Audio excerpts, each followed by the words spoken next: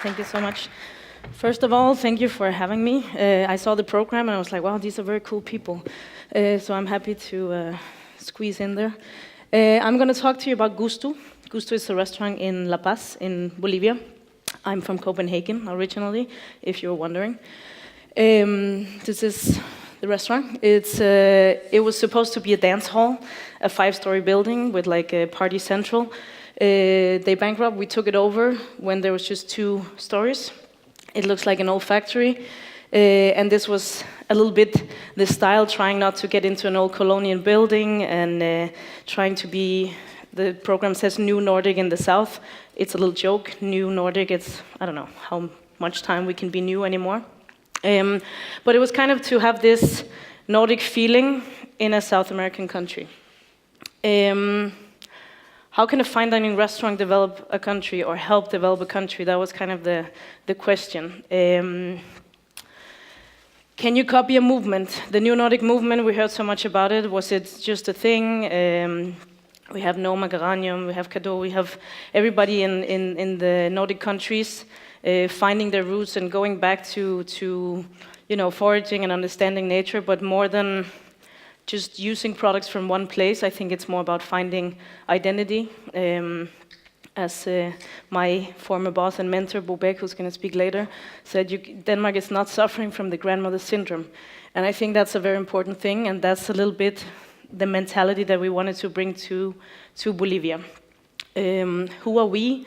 Klaus Meyer contacted me and my colleague Michelangelo in 2012, early on, to see if it was possible to scratch the word Nordic in a manifest and implement it in a developing country to kind of modernize the normal NGO approach of donating some money for 3 years and then retracting it, your project, and going home, and then people are left with a well without water, or they're left with a toilet in the middle of the Amazon that they use for storage. So trying to see if we could implement with gastronomic education, better understanding of the local products, bring back or start respecting, I'm going to say because now I've been there for 5 years, our local products, and thereby getting a higher price for the product, for the producer, and then suddenly bringing some of these very poor people out of poverty, because suddenly we would start to respect the local items instead of importing and doing like big supermarket things with Italian week. I love Italian food, but maybe that's not what Bolivians should be promoting. Maybe they should start saying this is local. And now we're actually seeing some of these effects with Hecho in Bolivia. There's a little sticker on the food that's locally grown. So it's going in the right direction. Just so you have an idea, this is La Paz. It's at 4,000 meters. So for me, coming there was not just about suddenly having to teach young people how to cook and starting a restaurant, which I had never done before.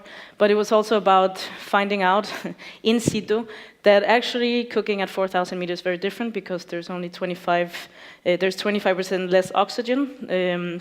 Water boils at 86 degrees. So it was a whole, like embarrassing myself in front of 30 students looking at you and like, how do you do that, chef? Just like this.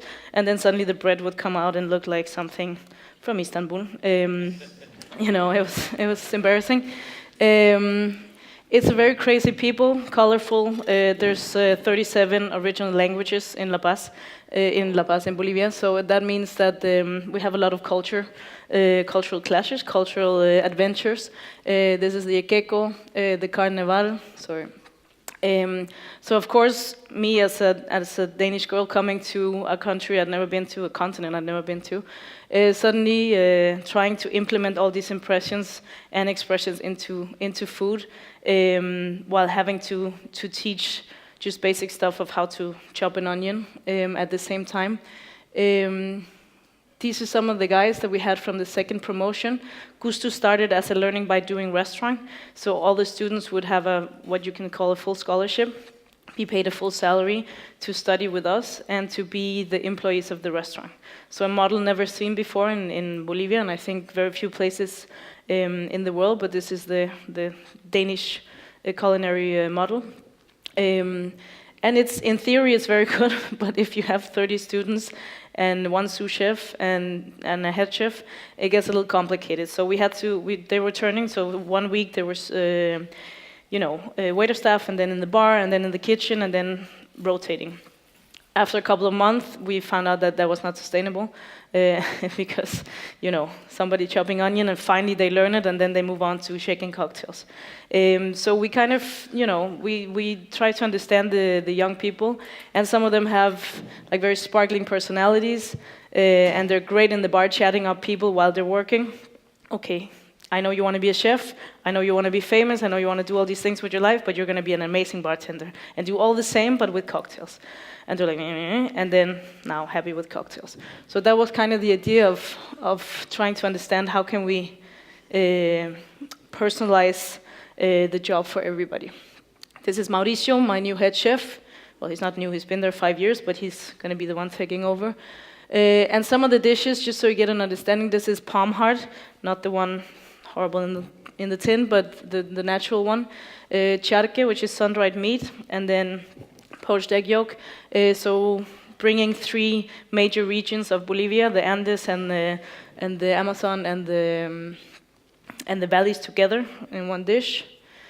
These are all leftovers from a la carte dishes brought into a lunch menu. So blue potato gnocchi, seared pork terrine, and a little juice of koa, which is a local herb. A funky dessert. The plate was not made for the dessert, but it turned out pretty well. So that's a bunch of Amazonic stuff in layers. And then when we had the first 30 students graduated, we found out we were not reaching enough people. The idea here was to move into a country and help to do a movement and help to move this forward. If we only graduate 30 people, we only have 30 people communicating this. So we needed to also do an offer for people who were not able to dedicate their time and their life to gastronomy 100%, like we know it in fine dining. Many of these realities are very different. Some of these young people maybe need to take care of young kids they have. Maybe they're the one taking care of their brothers and sisters at home when their parents go work, et cetera, et cetera. So many of them were not available for a full day. And we needed to have a different model.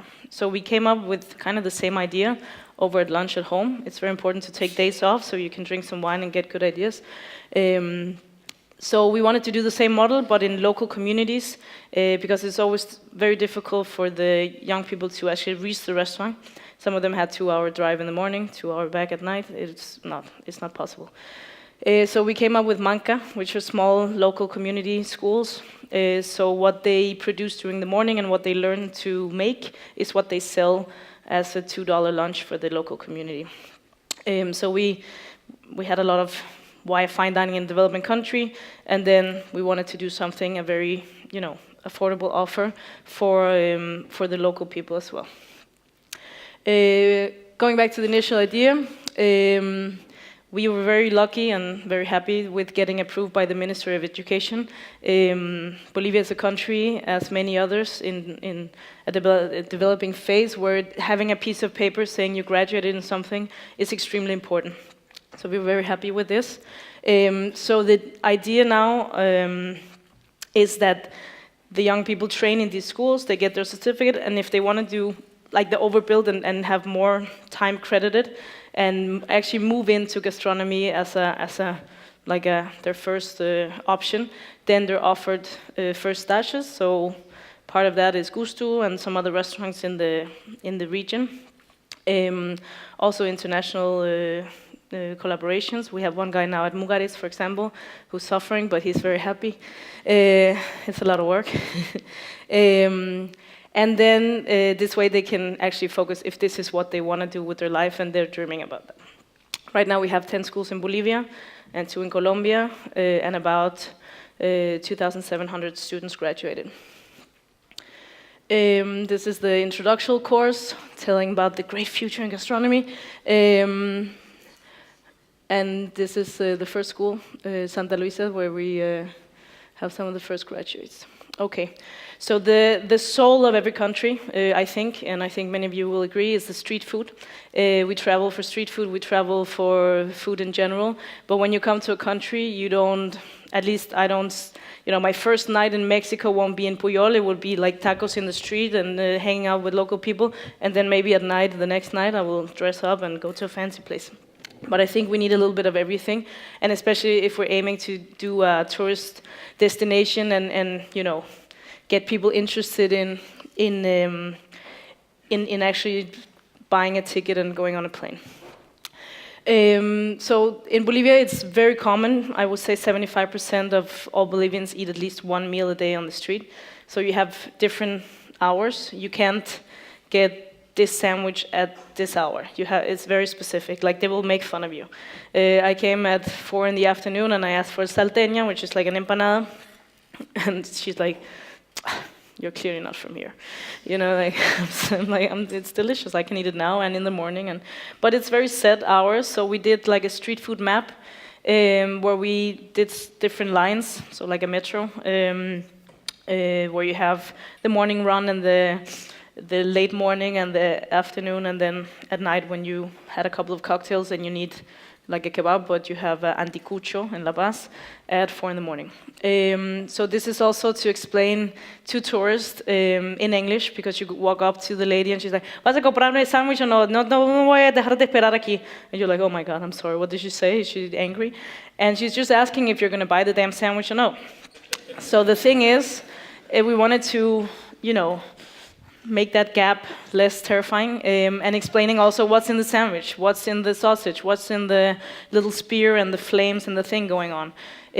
So translating all the foods, and then also doing like, this is Doña Cristina, she's done the same pork sandwich for 54 years, so I'm not going to come and tell her what she should do, or maybe tweak the salt with a little lemon juice.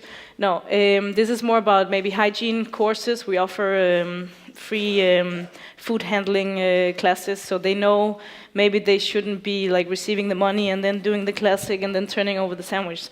Maybe it's a little bit with hand wash and so these were some of the offers. It's very difficult. It's much more difficult than we thought. We thought everybody would be like, yeah, sure, free class of food handling, and people were like, why? Like, no, I'm not saying you're dirty, I'm just saying maybe. But the thing is that I've had food poisoning a lot of times. I know that's not a good commercial, but never in street food. Never in street food, only sitting down in a proper restaurant. So these ladies know what they're doing, but maybe they don't have the opportunity to actually reach the tourist.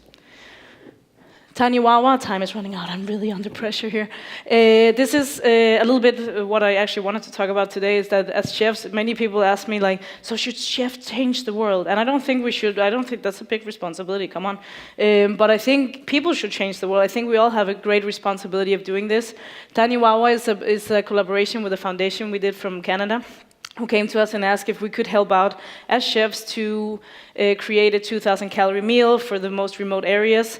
And I was like, yeah, remote areas. But this is a 14-hour drive from La Paz. There's nothing. They grow potatoes, and that's what they eat. So we had like a 10-year-old girl this high, and you're like, how old are you? And she's like, I'm 10. You're like, oh, fuck. It's malnutrition on a different scale. So all these guys had fruit for the first time in their life, even though Bolivia has 65% Amazonas and you have a lot of nutritious fruits there. But logistic, you can't get around. It's almost impossible. It's a lot of mountains. So doing these collaborations and figure out how can I, with what I've taught and other people, what have I learned, how can we put this into a project where we're actually helping out? That was kind of what we wanted to achieve with these guys. They're fucking adorable. So now I've been in La Paz for 5 years. This is my last month and a half, and then the restaurant is being turned over to the Bolivian team, as was the idea the whole time. So for me, this has been a very, an amazing time, but also crazy to build something up and then be like, it's yours now. But it's amazing, and I'm really proud. So please help them out, follow them, do whatever you need to do to go Bolivia. So check out our websites, and thank you so much, and sorry for the extra time.